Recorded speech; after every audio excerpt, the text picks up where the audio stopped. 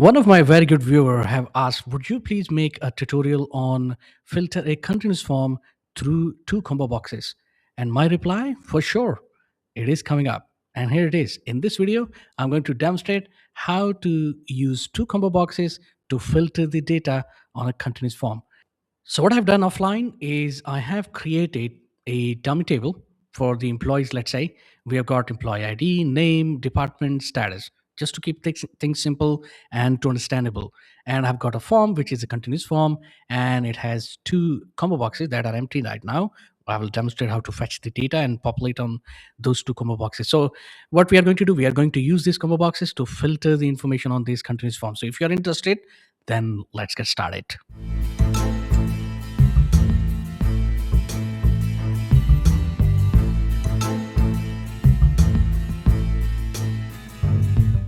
So first thing, we will need to determine what information we need to have in these two combo boxes. And of course, I've already determined, and that is department and status. Now you could have a separate table for the department and a separate table for status, or you can type in by hand, or there's another way we can use SQL a little bit in this video. And I'm going to show you how do you get the distinct status values and distinct department values. And so as the table grows, as the departments gets added or the status gets added, you will have those appeared in the drop down in these combo boxes. And that's the smart way, I believe. But of course, the enterprise way is that you have a separate table for the departments and perhaps for the statuses as well. But anyway, let me show you, let me demonstrate rather than I speak. So first, let's work on bringing these departments distinct values in these combo boxes and then the statuses in these combo boxes. We'll go to design view, and as I said, we are going to use the SQL statement. And first, let's get this one. And so the name of this is CBO department. We go to row source and we go to dot dot dot, and usually we select the table, and we continue with making the query. And this time I'm going to go to the SQL view. Okay, this is a upgrade, I think, in Microsoft Access, which is really good. So what we are going to do, we are going to say we'll say select distinct. Okay, and what are we selecting? Well, we are selecting department from where? From the employees table, right? So that's the name of the table. So I think this should do. If we'll run the query, we get the department and we say yes. And similarly, let's go with the statuses. We go to form design and the product sheet, row source, dot, dot, dot.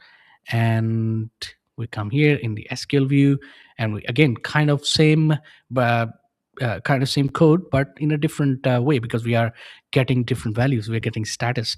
So we'll say select status from, oh, what's happening here? Select distinct. And what are we status?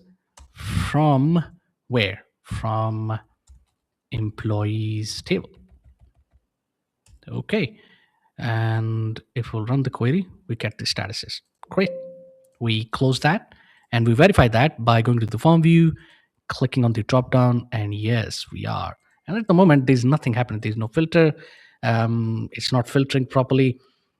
So what I'm going to do is I'm going to now write the code, the actual meat, right, as they say. So we'll go back to design view, and rather than I write the code behind the department combo box and then the status combo box, rather than do that, what I'm going to do is I'm going to create a private sub. So let's go to so for example, we go to event tab, and we are going to have after update event for this, and we are going to simply type here is apply filters. Okay, that's the name of the sub that we are going to do.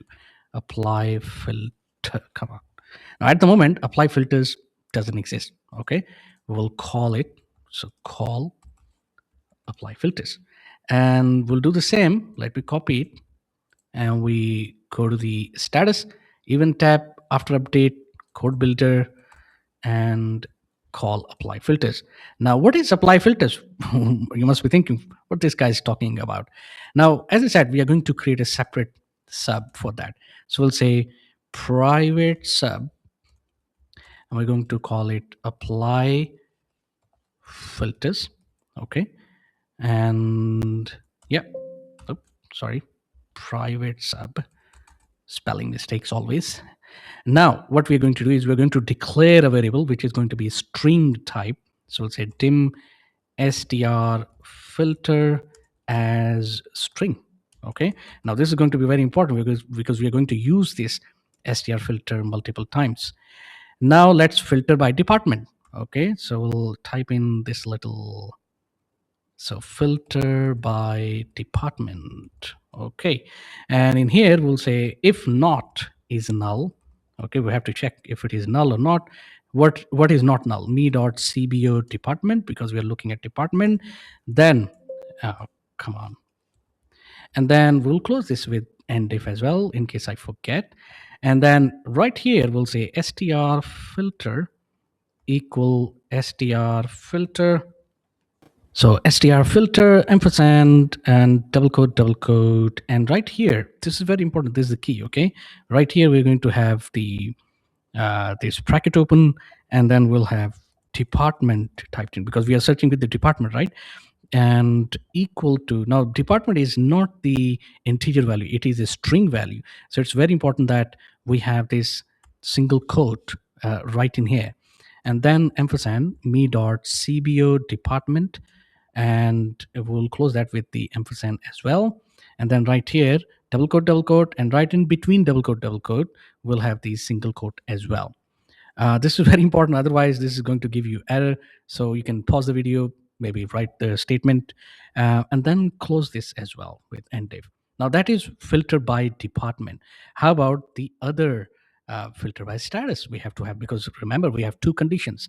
We first filter by department and then filter by status. So now let's write similar to this, but a little bit different, of course. And we'll say filter by status. Okay, so when we say filter by status, what we need to do is we need to write the kind of similar code. So we'll say if a not is null, me.cbo status, then, and then again we will close it before I forget, if str filter, okay, remember we have declared this, is not equal to anything, then str filter equal str filter ampersand, and let me write this code and then I will explain what's happening here. Okay, and str filter, too much str filter, right? This is what I said, and this is the smart way of writing the code. Str filter ampersand, and this is where we will, like we did with the department, we will say the status. Okay, and the status equal to, remember the status is also a string value, it's not an integer value, so we have that a little single quote as well, and ampersand me.cbo status, ampersand, we close that with double quote and one single quote as well. I think that should do, but we're not done yet. We will go further a little bit. So what's happening here? First, we are checking the department, and then we are checking the status. Okay, so we're looking at, first we have defined the variable as a string. Then str filter equal to, basically look at the department and department what user has selected, and then the second combo box, look at if it is not empty, then check what is selected in the cbo status, what status is selected basically. So that's why status equal to me dot cbo status.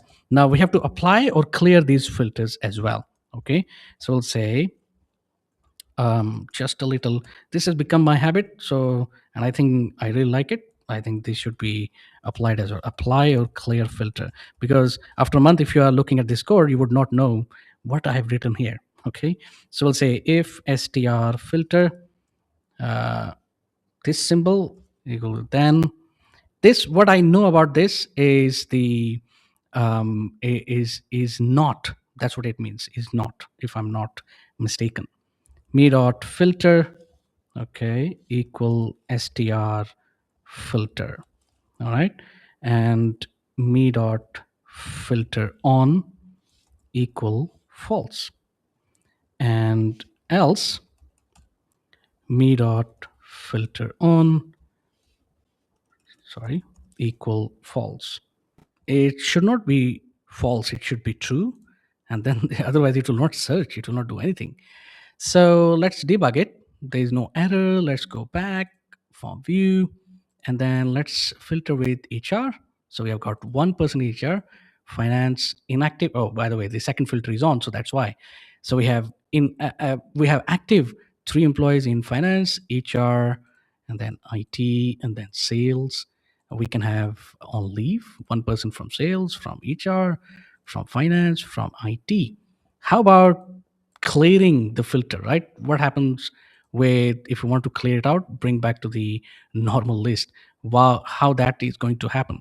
So we can have one button, okay, and we'll say there's a button here. Let's fetch that, and we'll say clear or something like that. You can write according to your own liking.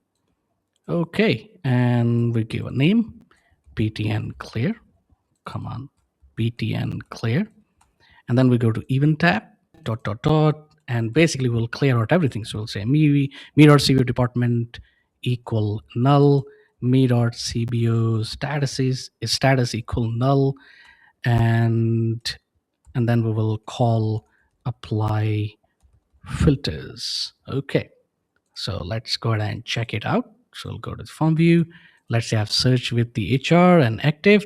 Want to bring back to the original form. We clear, and there you go. Everything is back. So again, finance, inactive, clear, everything is back. So that's how you have a data. You take the distinct department, distinct statuses, you bring them into these combo boxes. Smart way of doing it in a way. And then you apply the code to filter this, to switch on and switch off the filtration. And then lastly, you have a button to clear out everything. I hope that I have demonstrated what question was asked. I hope that you have learned something. If you like whatever you've seen, smash the like button, subscribe to the channel if you have not, hit the bell icon so you get notification whenever I upload a new video. Thank you so much, and I will see you in the next one.